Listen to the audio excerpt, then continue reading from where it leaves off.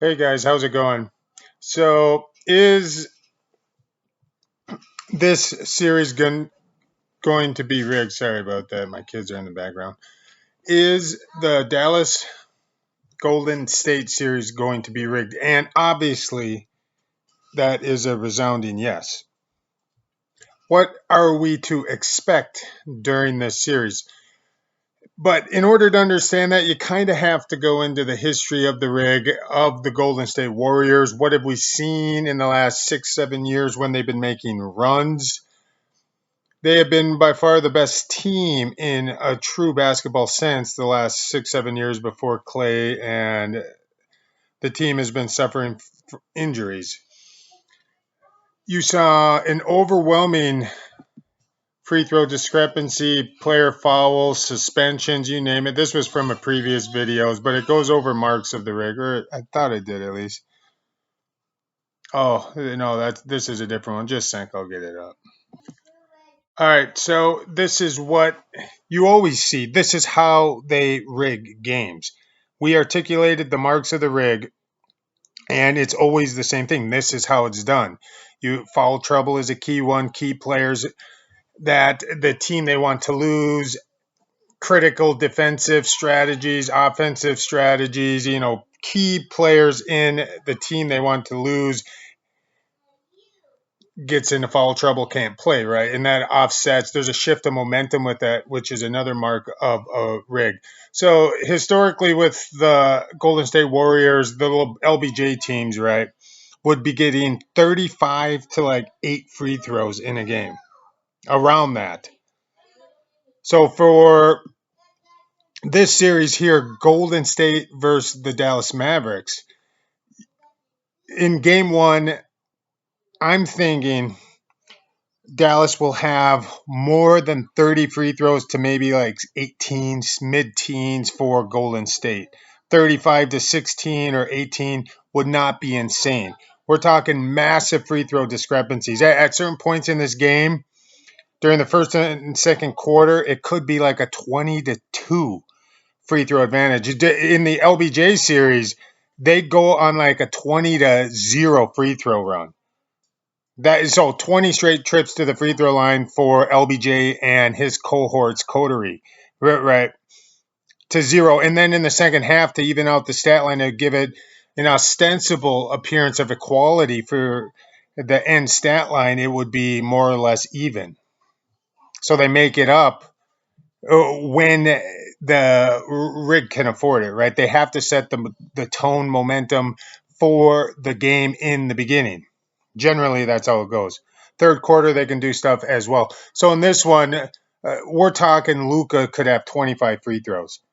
Look for any shifts of momentum based off of and one plays for Dallas, right? That's a mark of a rig as well. Marks of a rig. Shifts of momentum in the game sparked by odd foul ref whistles, right?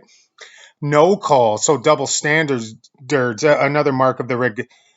Fouls that are not called on one team that are called on the other team. One team's allowed to play football while the other one seems to be going to the free throw line. And when they show replays, when they actually do that anymore, there is nothing on the replays, but yet they're shooting 2 free throws. It's free points for the free throws, right? NBA equals no basketball allowed. This league is a mockery. It's a joke. All these bozos should be kicked out on the street. Golden State should win this series by a large margin.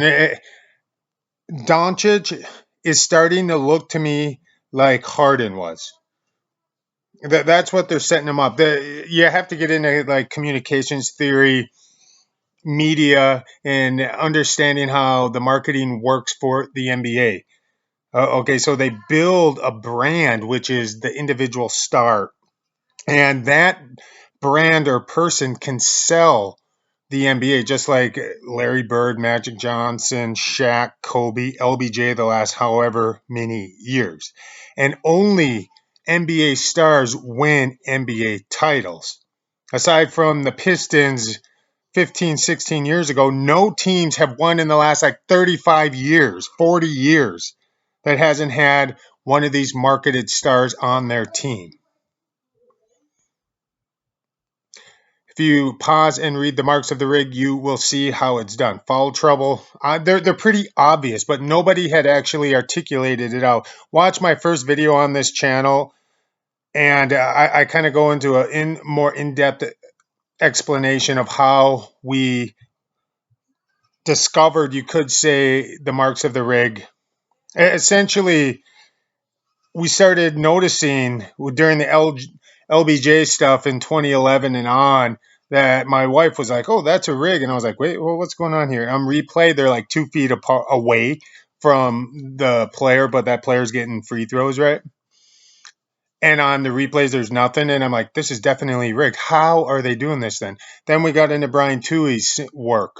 The fix is in. The fixesin.net you can go to. There's books out there you can read. Tim Donaghy's book as well. He admits that the league is rigged. So we articulated what we termed the general marks of the rig, the marks of the rig. If you see it in the game, if you memorize these marks, then you know you're in the middle of a rig. A big one is emotional outbursts. Not all the players, for whatever reason, not all the players are in on the rig. Lower level players don't really know how it works, is our thinking on it. And they have emotional outbursts as players are unconsciously dealing with the psychic pressure of the rig, right? So they keep getting gypped by the refs, and so they emotionally react. And it's pretty obvious. It's interesting too if you study how people actually become champions in this league out of nowhere. They have to transcend the rig. Curry and them were not chosen, right? They transcended the rig through unbelievable mental discipline. And then they inverted the rig into their favor to where now even sometimes they get the rig in their favor when it benefits the bottom line marketing, that narrating image of the media, right? So how do you get people to watch? Well, you keep the games within 6 points. Like 85% of the NBA games end within 6 points. You don't watch blowouts till the final buzzer. You watch game-winning shots at the last second, right? It's obvious. Pause and read this part down here too. This platform is so controlled now, I cannot say anything, people. Almost nothing can I say of the truth. Thanks, guys. I'll try and do a video once a day. Go ahead, subscribe if you want to. You know, if you don't, whatever. Thanks, guys. I'll talk to you soon. Bye-bye. Read this too.